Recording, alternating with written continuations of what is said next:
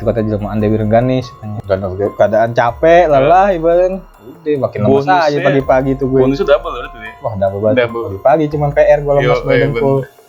Kalau teman gue tadi mantannya datang kan deket kali dari situ gue nyuci tuh apa yang malam dibuat itu berbuat itu kan cuci kan apa sih kayak nyebutin gitu kan. Udah tuh di situ gue pada merinding tiga kan gua kan. Tapi lu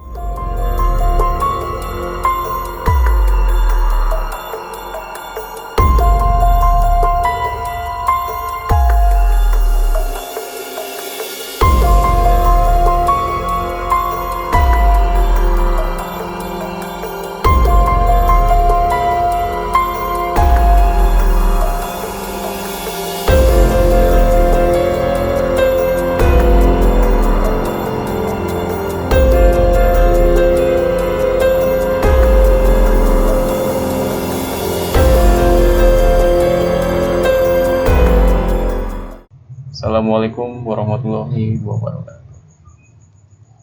Kembali lagi di channel Ruang Rimba, Cerpen Misteri. Masih dengan Bang Yuda.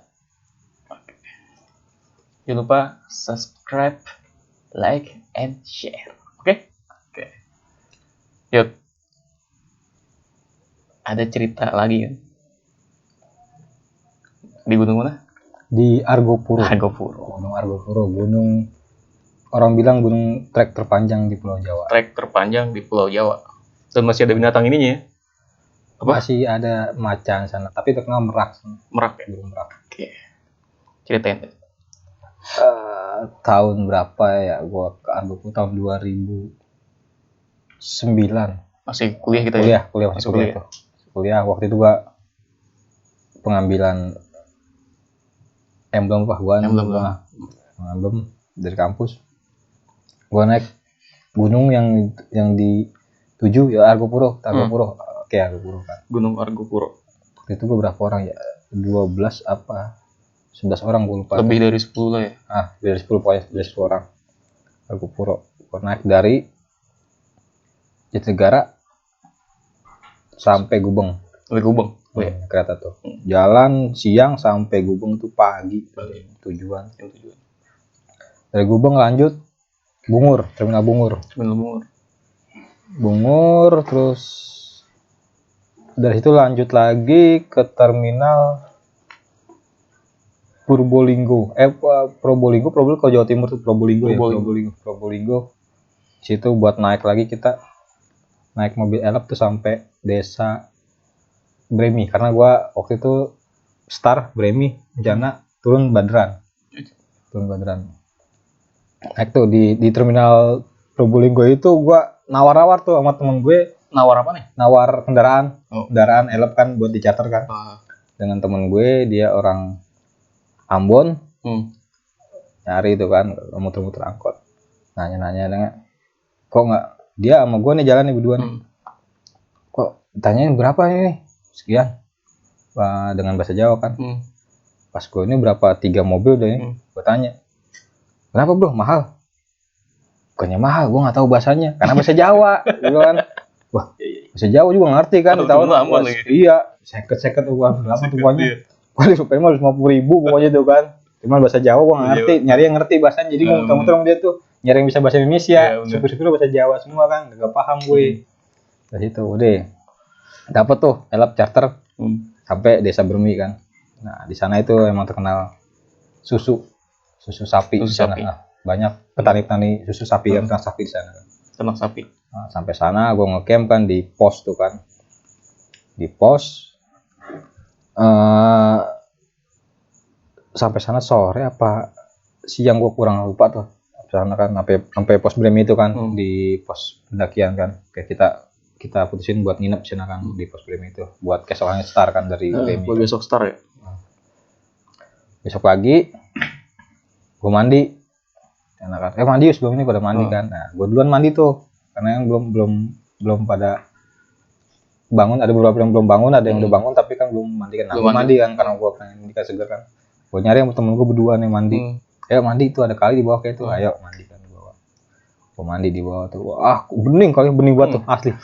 mantap Di di gunung, kayak jembatan, kayak di kolong jembatan gitu kan. Iya. Kalinya mandi karena gua di bawah jembatan biar kata orang-orang gua Oh, mandi iya, kan. bener. Kalau di ini kan kata orang pada jalan lalang kan.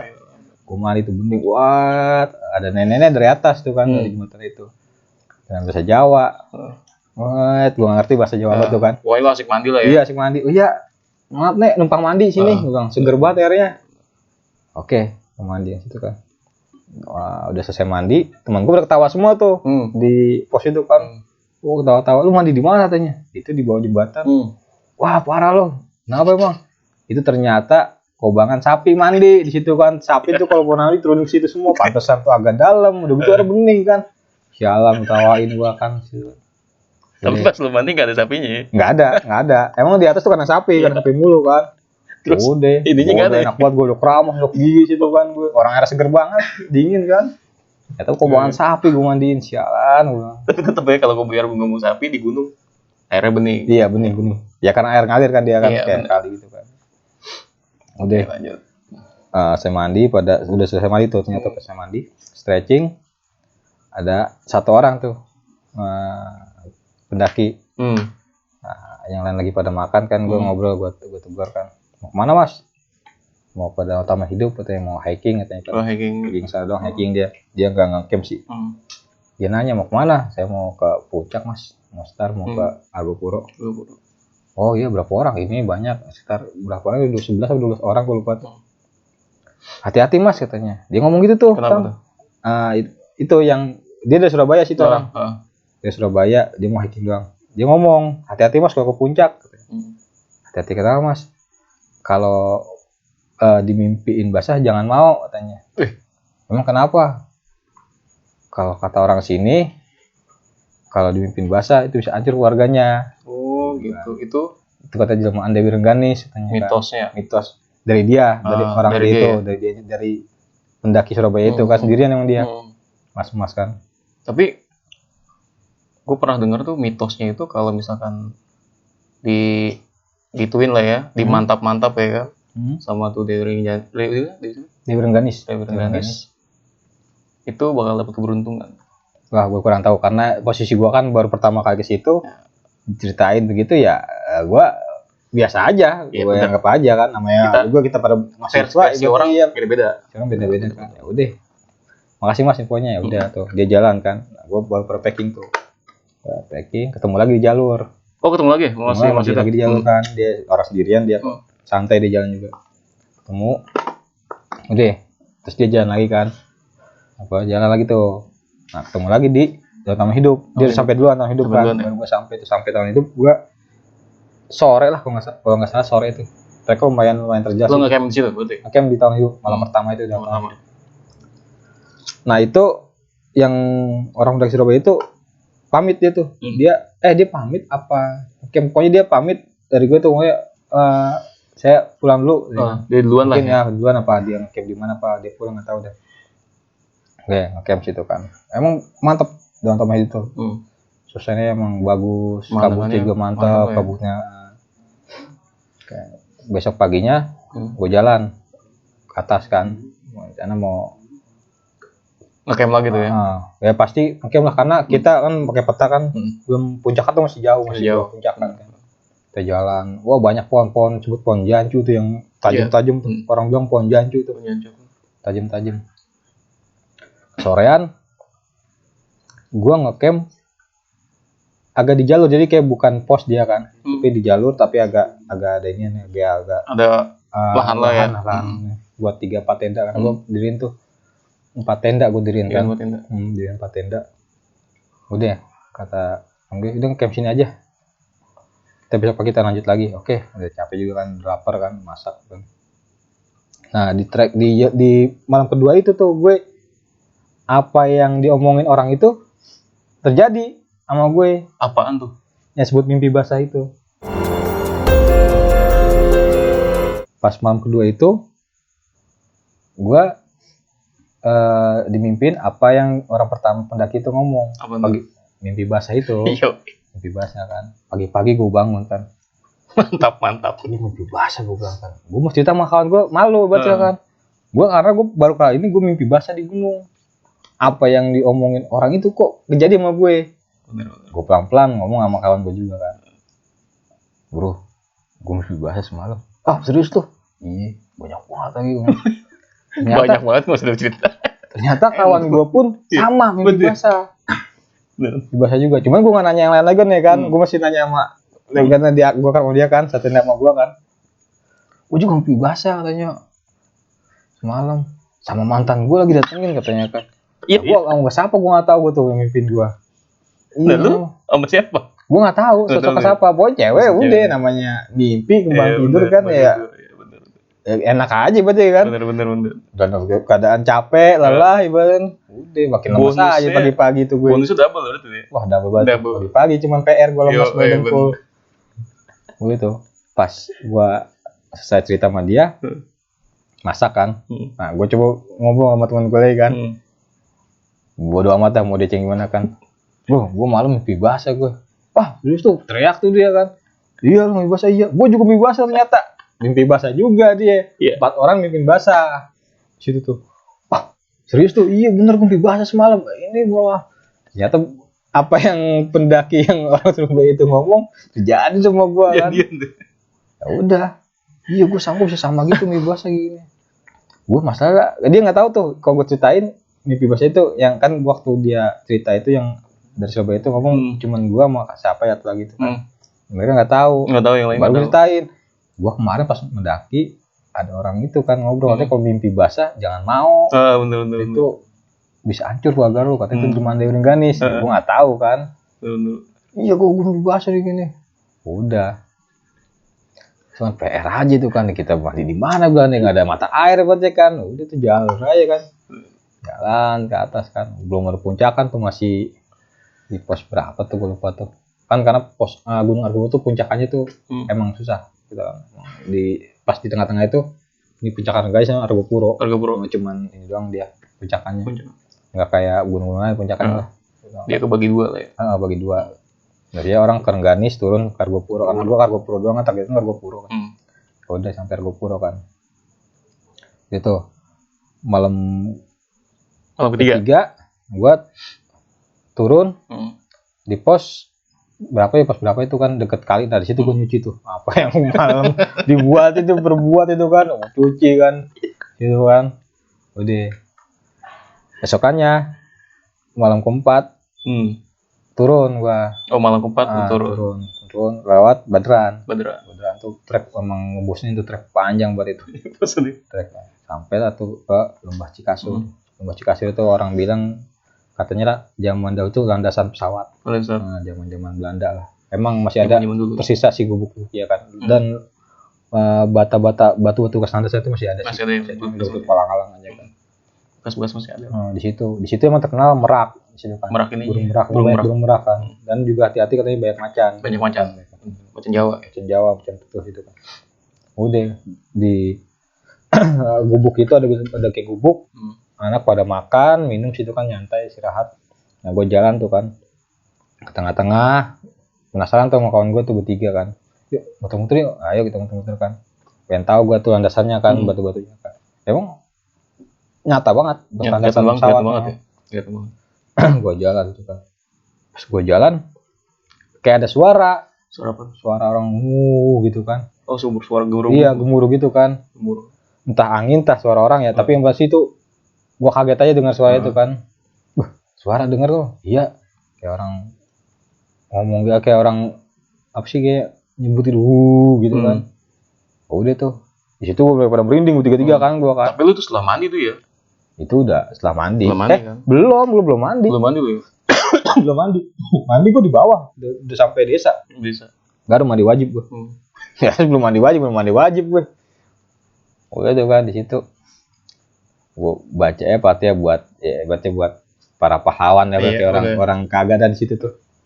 Lembah Cikasur. Udah saya kayak ke anak turun tuh gua kan. Udah turun sampai ketemu ibu-ibu tuh trek kita udah pada capek nanya nenek-nenek masih jauh desa cuma nunjuk ini doang. Jauh banget dia kan. Pendek ya? Iya kan masih deket begitu dia lagi cocok tanam jagung kan jagung kan. Tanam jagung deket lagi udah jalan dan teman gue pun ada dia makan jagung, mungkin gak ngomong-ngomong sama ini kan, dia makan tuh jagung kan, muntah. Iya nggak lama tuh muntah dia, langsung muntah. Habis makan jagung gak lama dia muntah, jackpot. Emang sih nggak bilang-bilang tuh ngamain jagungnya, namanya jagung pinggir jalan kan. Ibaratnya nggak ada yang izin lah ya. Dia minta izin kagak, langsung ngambil aja dia kan. Gak lama muntah. Saking lapar ya. Saking laparan kita kan. 4 hari ya. Di jalan udah jackpot tuh, dia bilang, lu sih ngambil jagung nggak sembarangan kan. Ya karena nggak ada orang kan, kita ngomong siapa kan.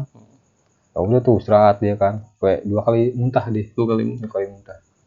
Kemudian segeran, jalan lagi. Pokoknya tuh sampai desa gue tengah malam sih. Tengah malam. Baru lu mandi. Baru mandi di rumah desa kan, di desa itu kan, di rumah warga. Berarti selama perjalanan 4 hari itu 4 hari, iya 4 harian lah. 4 harian lah ya, 4 malam. Berarti 5 hari 4 malam. Panjang. Jadi mistis itu, ini mistis, tapi membawa nikmat.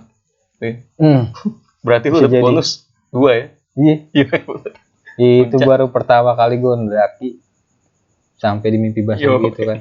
Terus gue nggak tahu tuh perempuan siapa ya di mimpi gue hebatnya. Kalau teman gue tadi mantannya katanya datang kan. Enak banget ya udah. Kita nikmatin mimpi itu kan. Jadi di cerita misteri ini tetap misteri, mistis ya. Tapi dapat bonusnya.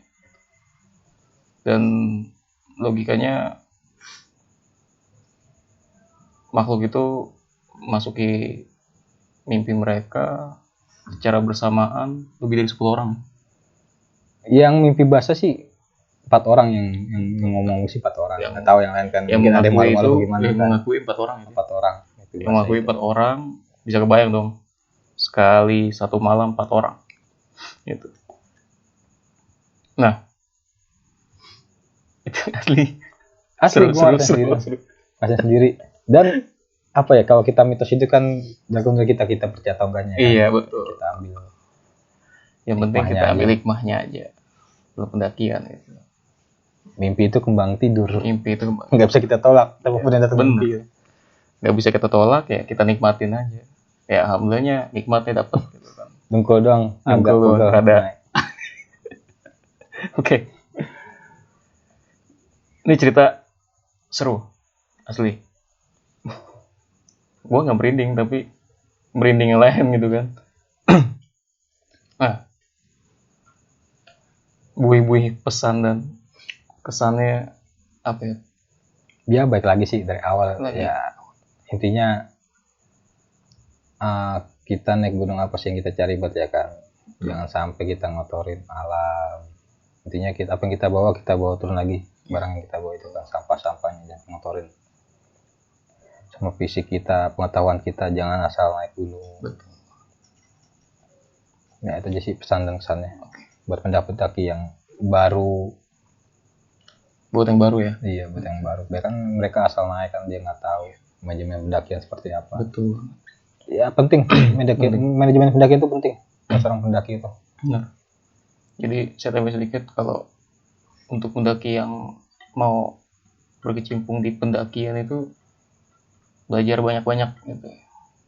Dan jangan takut kalau misalkan nonton cerita ini, mau mendaki, dengar cerita seperti ini, nggak usah takut. Yakin aja, positive thinking aja, jangan berpikir yang enggak lah. Gitu. Nikmatin apa yang diciptakan. Alam nggak pernah bohong. Gitu. Keindahannya ada. Gitu. Oke. Thank you gitu ya. Ketemu teman lama nih. Terima kasih semuanya. Jangan lupa subscribe Ruang Limbah channel di sini nih, loncengnya bunyiin ding yang baru ya. Gitu. Di like, share, kasih tahu teman-temannya semuanya. Ya, kalau ini. Oke, kalau gitu terima kasih semuanya. Jangan lupa ibadah. Assalamualaikum warahmatullahi wabarakatuh. Salam rimba. Thank you.